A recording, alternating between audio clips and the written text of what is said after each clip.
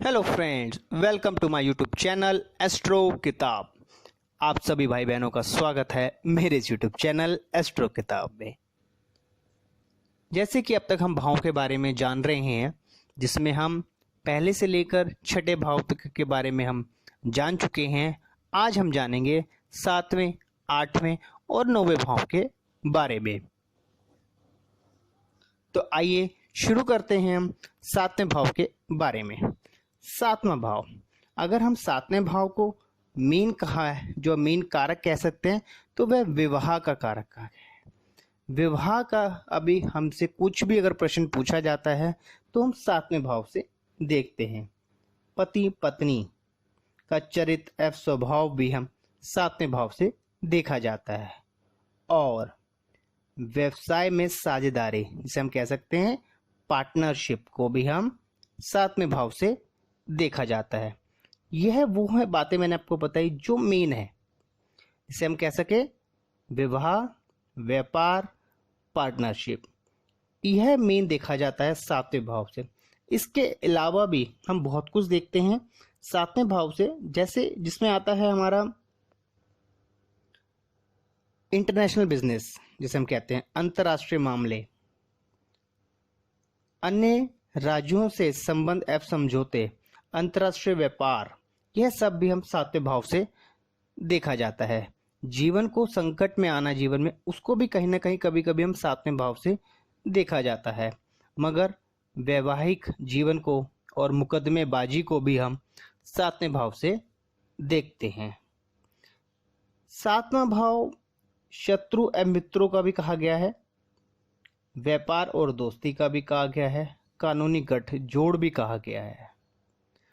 तो सातवें भाव कहीं ना कहीं आपको एक अलग ही ज्ञान दे रहा है, एक अलग ही उससे आपको ज्ञान मिलता है सातवें भाव से। वहां आप कैसे प्लैनेट बैठे हैं उसके बेस पे हम प्रेडिक्शन करते हैं।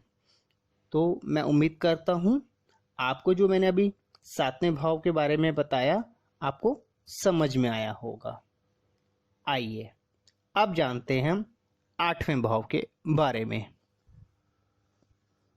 जिस प्रकार सातवें भाव में हमने एक कहा कि विवाह और पार्टनरशिप को बोला, उसी प्रकार आठवां भाव, जिसे हम अष्टम भाव कहते हैं, उसका जो मेन काम है वो है आयु की अवधि के बारे में बताता है, हमारी मृत्यु के बारे में, विरासत में धन संपत्ति की प्राप्ति, जिसे हम एंसेस्ट्रल कहते हैं, पुरखों का हमें मिलेगा धन, तो वह सब इसी भाव से देखा जाता है। हमारी वसीयत, हमारा बीमा, पेंशन, दुर्घटना, मृत्यु का कारण व प्रकार, दुख, दुर्भाग्य, झगड़े, चिंता, अपमान, निराशा, पराजय, चोरी, डकैती, यह सब आठवें भाव से देखा जाता है। तो कहीं ना कहीं आठवें भाव से हमें अब देखिए किस प्रकार कष्ट ही आया हमारे पास। तो अगर किसी की कुंडली में आप देखेंगे आठवें भाव में ज्यादा प्लेनेट बैठे हैं तो कैसी है उसकी लाइफ, अब देखिए।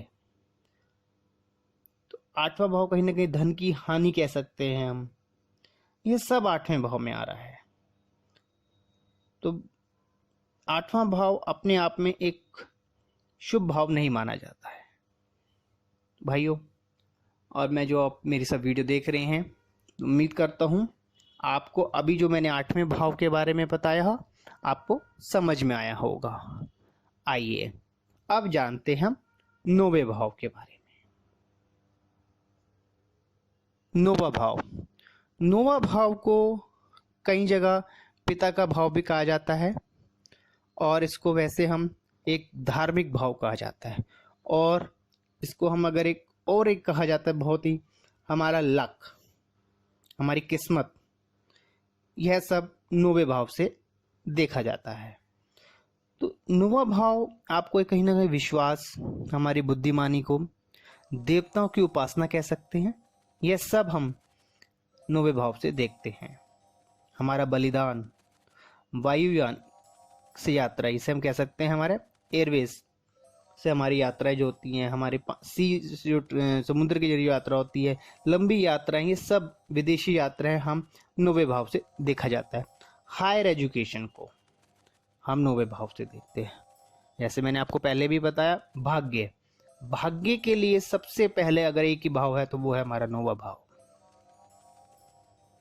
तो 9वां भाव आपको एक कह सकते हैं एक धार्मिक पिता, पूजा, ज्ञान, हायर एजुकेशन और हमारे भाग्य को दर्शाता है। और कहीं ना कहीं हमारी यात्राएं, लंबी यात्रा जिसे हम कह सकते हैं। तो इस प्रकार आपको 9वें भाव से अगर किसी के भी देखने की मेहनत तो बहुत कर रहा है मगर किस्मत साथ नहीं दे रही, तो आप 9वें भाव को देखिए, उसकी धार्मिकता को देखिए। आप 9वें भाव से कितना वो स्पिरिचुअल है इंसान, क्या वो मानता है इन चीज़ों को या नहीं, तो इन ये आप देख सकते हैं। तो मैं उम्मीद करता हूँ आपको जो मैंने अभी तक बताया 7वें, 8वें और 9वें भाव के बारे में आपको समझ में आया होगा। अगर आपको फिर भी कोई जानकारी लेनी है तो आप हमें मेल कर सकते हैं। आपसे रिक्वेस्ट करूंगा कि अगर आपको मेरी ये वीडियो पसंद आई हो तो मेरे चैनल को शेयर कीजिए, सब्सक्राइब कीजिए, जिससे आपको ज्योतिष और ज्योतिष से जुड़ी जानकारियां समय समय पर मिलती रहेंगी। आपसे विदा लेते हैं। राधे राधे।